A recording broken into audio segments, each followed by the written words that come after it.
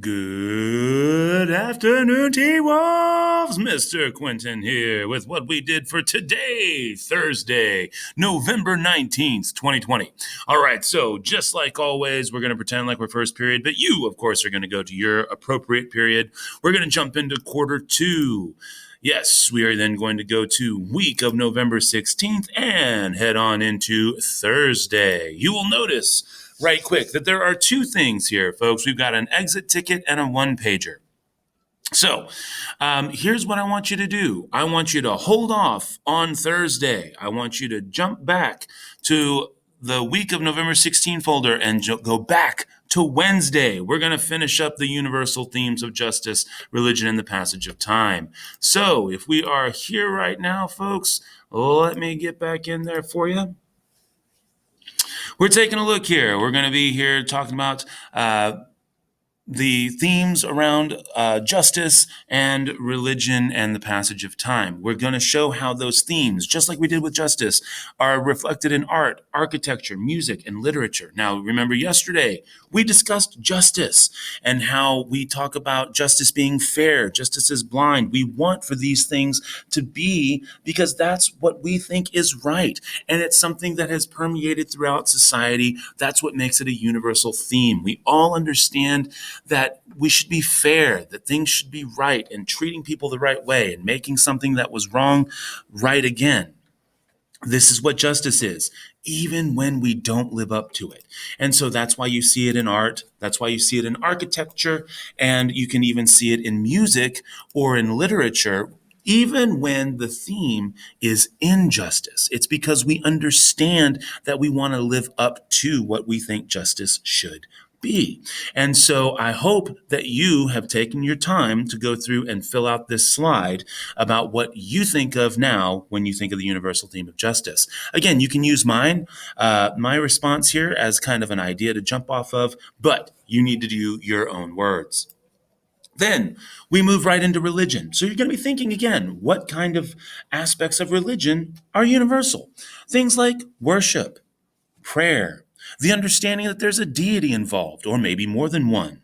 Perhaps you understand the themes of religion and spirituality and how that can be something that would impact society, but you might be someone who does not subscribe to religion. That doesn't mean that you can't ignore what religion has had in terms of an impact on culture. That does not mean you have to subscribe to it. You absolutely do not have to subscribe to a religion if you don't want to. That's one of the things that is the beauty of freedom of religion. It's also freedom from religion.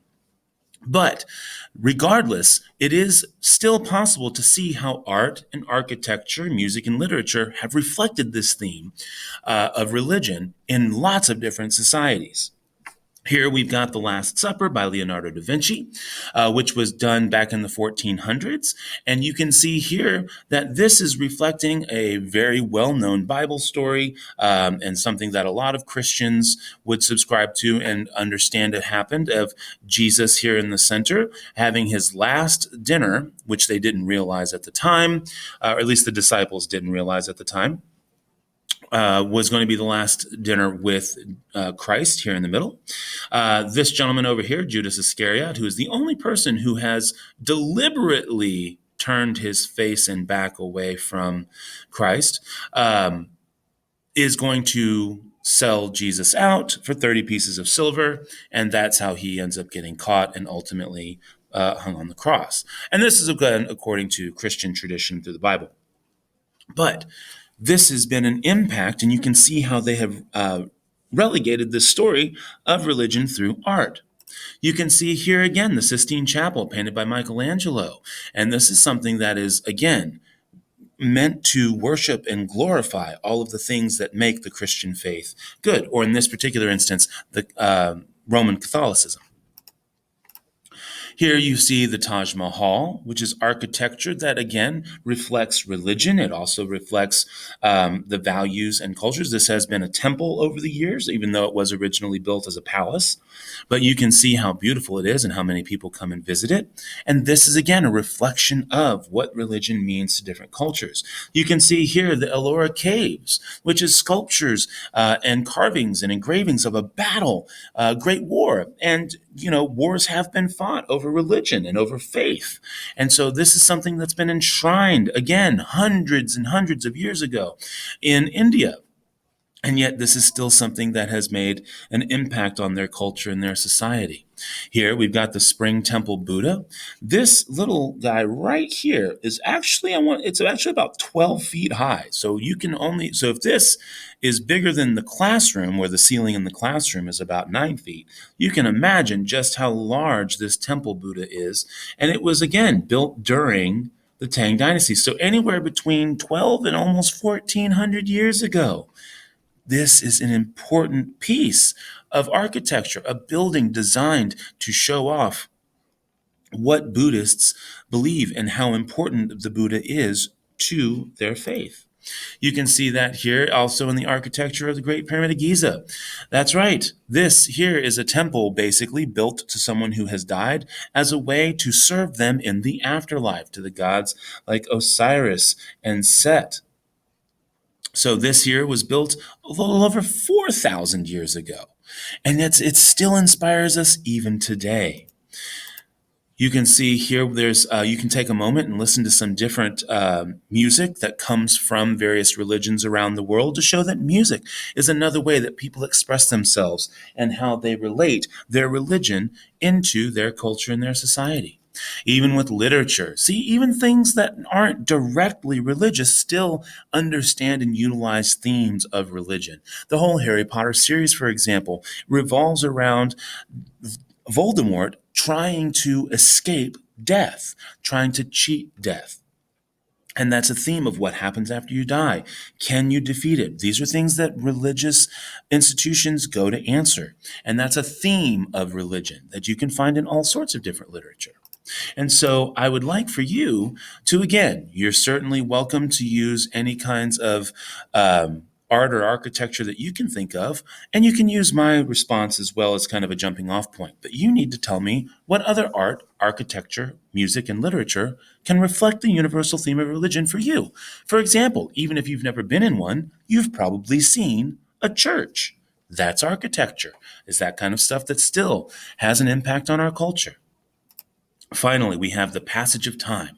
And this is just simply asking when something has had an impact on our culture for a long period of time, sometimes tens, decades, maybe hundreds of years, maybe thousands of years, that we're still seeing the impact of, that we feel and have resonation with in our society today. And you can certainly see that, for example, with art, the Mona Lisa, painted during the Renaissance. So 1503, over 500 years ago, and it's still the most popular painting in the world. Millions of people go to the Louvre in Paris to go see this. And it's a plank of wood that's like a little less than 20 inches tall. But it's still very enigmatic. Look at architecture. Here is the Acropolis from about 3,000 years ago, built in Greece. This is in Athens. And yet these columns inspire us. Look at the architecture here on our U.S. Capitol building in Washington, D.C. Go back and look at the Supreme Court building and see all those same pillars and columns. It's that architecture that influenced what we thought about how valuable their contributions, the ancient Greeks' contributions to our society were and could continue to be, that we use them even now. If you think about music, folks, most people just had Thriller on their Spotify playlist for the Halloween music and all the stuff that they go through every year. And it's not just Michael Jackson's Thriller, but all sorts of different kinds of music that have had impact on today that people listen to are inspired by. Over time, throughout time, decades, hundreds of years. Think about classical music that's Beethoven and Mozart, things that are like 400 and 500 years old. That is, or 300 years old in some cases. That is the passage of time. We think of literature. Romeo and Juliet, also written 500 years ago. And this is a tragedy, a play, but it's still worked on today. This is a remake, a modernized remake back from the mid 90s, where they turned it into a movie. And you can see here that it's no longer swords and daggers and things of that nature. Now they're using guns, and they still call them broadswords and daggers because they're using slang in terms of the aspect of the film. But it is a way that is continually updated. And so this is yet another way that you can see how literature has an impact on the passage of time in a culture. So, what about you? What kind of art that you see today? And you can include movies and TV when you think about art. What kind of architecture, what kind of buildings do you think are going to be around in 20 or 30 or 40 years or 100 years or 1,000 years? What kinds of music and literature from today will also become a part of the universal theme of passage of time for the future? You can again use my uh, response to help guide you. Please don't copy it, but you come up with your own. And when you've got that, you are certainly welcome to submit it. All right. So you get that submitted, and then you're good to go there. And then you can jump back into week of November 16th and go to today. I'd like you to definitely get this exit ticket filled out. It's just the first slide. Don't worry about the second slide. So you're just going to throw that in real quick. And then I want you to take about 10 minutes. You don't have to spend a lot of time on it, but I do want you to take a look at this one pager. On this blank slide right here, you're going to follow these instructions. Think about a culture, and it can be your own, that you would like to explore. And you're going to find images, and you're going to find 2 pieces of art from your culture, a couple of examples of architecture, some different buildings and stuff that represent your culture, 2 examples of literature, different books or book series that come from your culture. Find a song, find a song or 2 and copy the lyrics in. And then fill up that slide with all the images and all the words and the things that you found. And again, it doesn't have to be a super huge thing. Have fun with it. Take about 10 minutes and get that done, and then you can submit for that as well. If you have any questions, be sure to send me a note in Schoology or send me an email. Remember, folks, we do have the quiz tomorrow, even if you're not here because of family things or what have you. I am still expecting that quiz to be done. If it's not, it will become a 0, which will not look good for the progress report.